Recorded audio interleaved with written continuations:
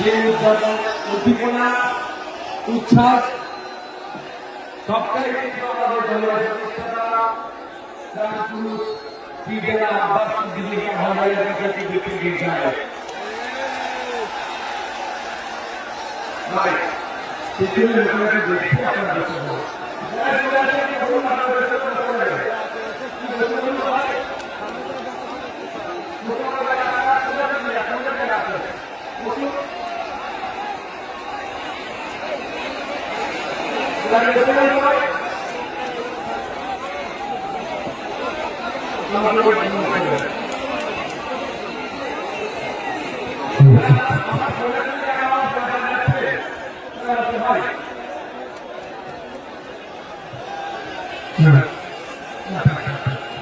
পূরণ হবে, বেকারত্ব দূরে সরানো হবে, যে সমাজ ব্যবস্থায় আইনের বিচার হবে, তমান্নার বিচার হবে, বৃহত্তমার বিচার হবে, যে সমাজ ব্যবস্থায় নারীরা তার অধিকার পাবে, যে সমাজ ব্যবস্থায় কৃষকদের তার উৎপাদিত ফসলের দাম পাবে, যে সমাজ ব্যবস্থায় আমি আপনি মেহনত করছি, আমার আপনার শ্রমের মূল্যায়ন হচ্ছে না, এই শ্রমের মূল্যায়ন হবে, মিনিমাম ওয়েজেসটা আমরা বাড়াবার ব্যবস্থা করব।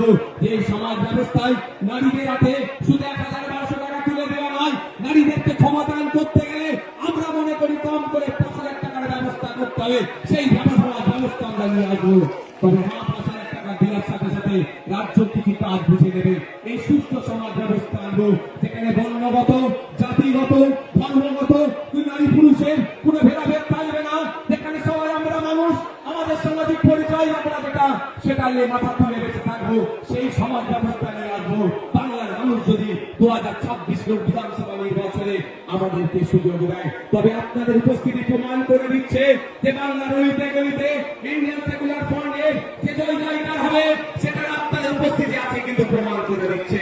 আপনারা মাঠে যারা আছেন, আপনারা হয়তো বাইরে যাচ্ছিলেন, জানতে পারছেন না, আমি তো একটার পরে এখানে এসেছি, আমি বাইরের অবস্থাটা একটু ঘুরে ঘুরে দেখছিলাম।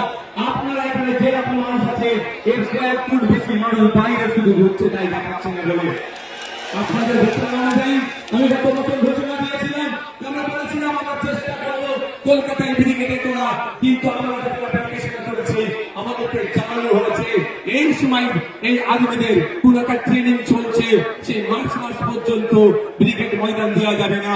সুতরাং আমরা সেখানে বুক করতে পারিনি, ফলে আমরা এখানে বুক করেছি।